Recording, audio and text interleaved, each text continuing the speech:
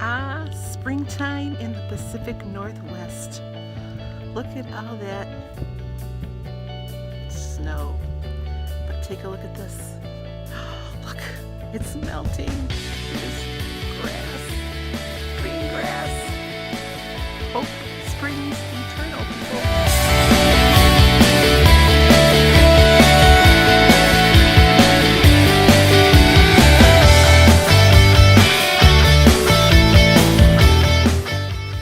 So as you can see, springtime is starting to hit here in the Pacific Northwest. I understand that the temperature is actually supposed to get up to close to 60 degrees by midweek. So, gosh, I showed you that grass because I haven't seen it since I got here. I got here at the beginning of February and there's been snow on the ground continuously since I've been here. Just being out there and smelling the fresh air, it's about 55 here today. It's still chilly and there's still a lot of snow on the ground, but just being out there in the fresh air again and seeing green happen just kind of renews our spirits and our energies. I have to tell you, I got a really good cardio workout a little while ago. Not because I had planned it, but the toilet overflowed. So, nothing sets your heart aflutter than the sound of a toilet overflowing and rushing in to save the flood or stop the flood. So I got that taken care of.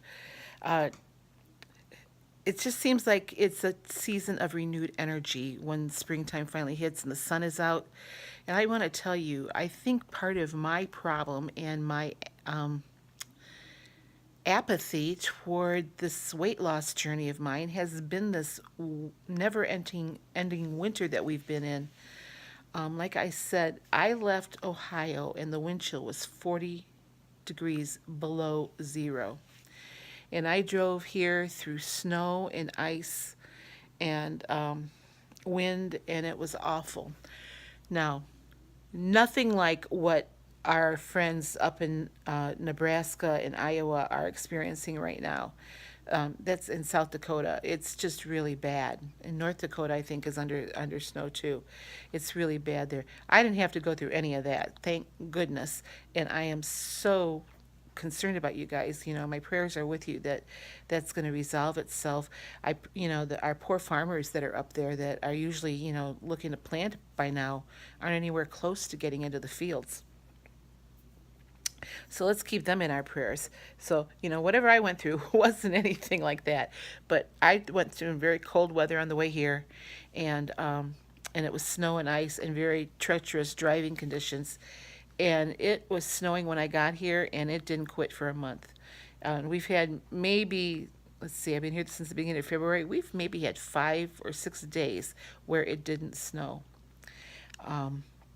Now, being from northern Ohio, I'm used to snow, just not this much of it. I do remember the blizzard of 78 when it got really bad, and I went to bed, and I knew where I parked my car, and when I got up in the morning, I couldn't find my car. Up until being out here, that's the most snow I had ever seen. But, I mean, when it snows up here, it snows a foot at a time. So I'm so thankful to see the grass and to smell the fresh air, and I can't wait to see the flowers growing. I can't wait to get back to Ohio where we have, no offense to anybody else, but I think Ohio has the best produce in the country.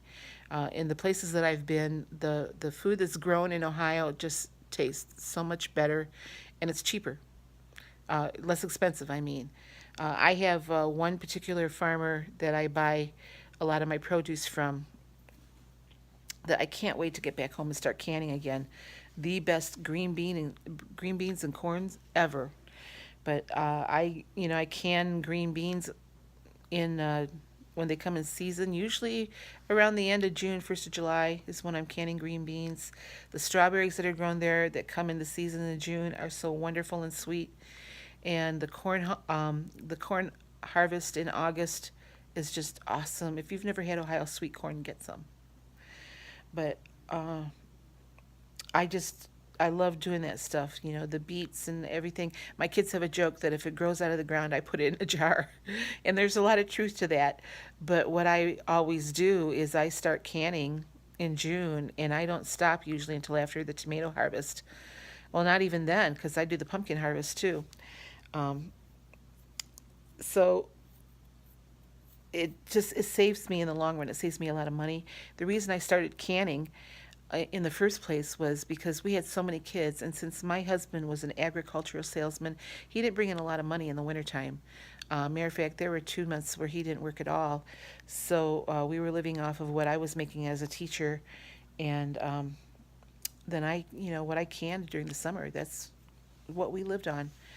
He worked with dairy farmers also and beef farmers, so we often bartered for a side of beef to fill our freezers, our freezer twice a year. And that's what I did, and that's what I've continued to do.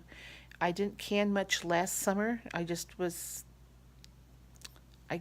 be honest with you, last summer I couldn't do anything. I wasn't mentally or emotionally in a place where I could do much of anything. But I'm ready to get back to that, and I think it'll help me to get back to things that I used to do that made me feel happy and satisfied.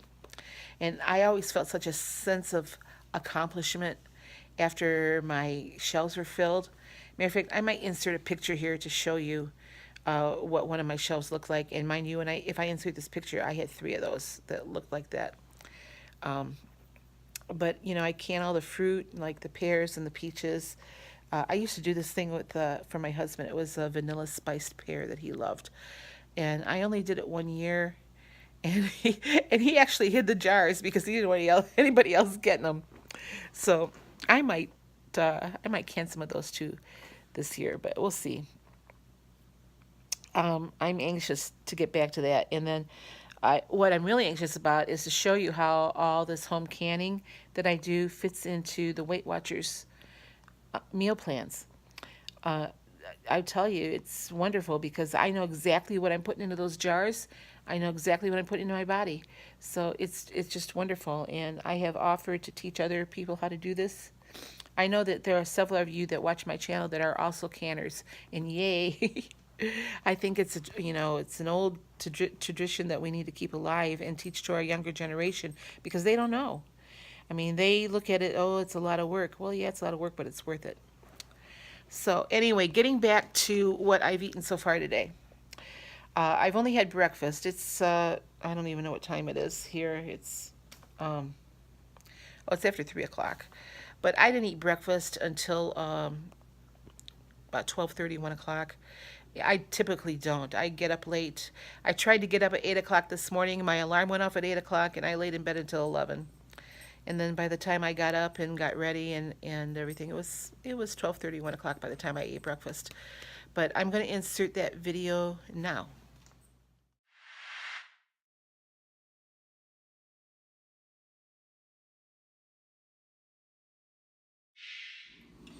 Okay, for lunch I'm having 2 ounces of the Oscar Mayer Deli oven roasted turkey breast.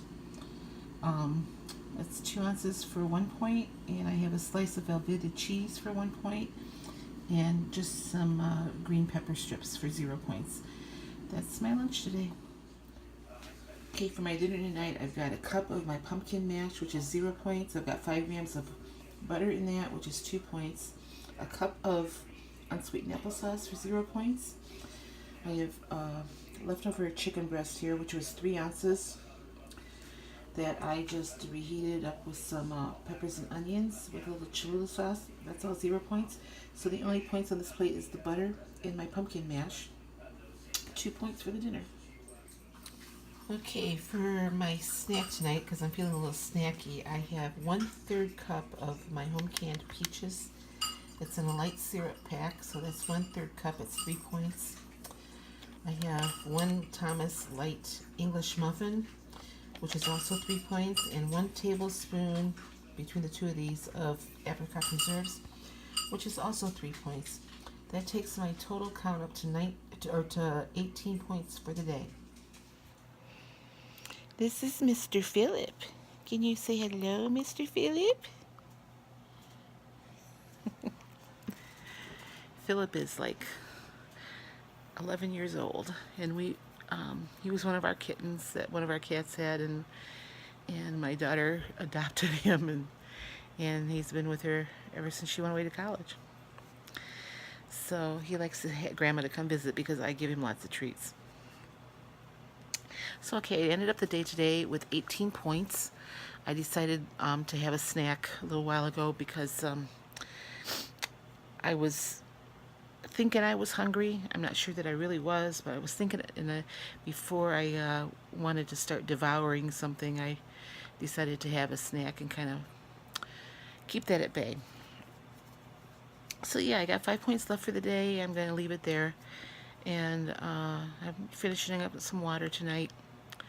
And other than that, I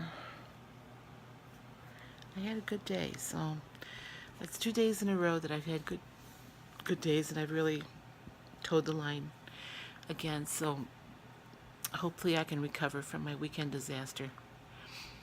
And not quite sure what I'm going to do tomorrow. I'm going to have to run to the store and pick a few things up tomorrow.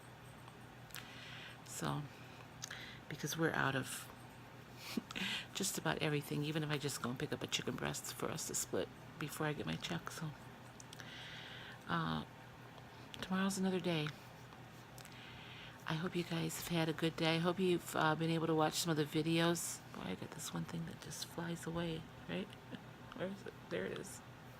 Hope you guys had a chance to watch some of the videos that were up on YouTube today with the recipe collab. I haven't had a chance to watch a lot of them. I'm gonna take it in the morning. I'll be watching some of my favorites. But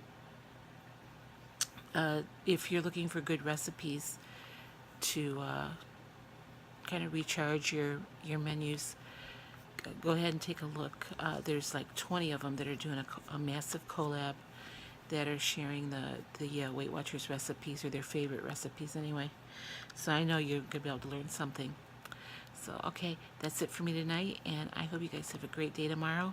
If you're weighing in this week, good luck. Talk to you later.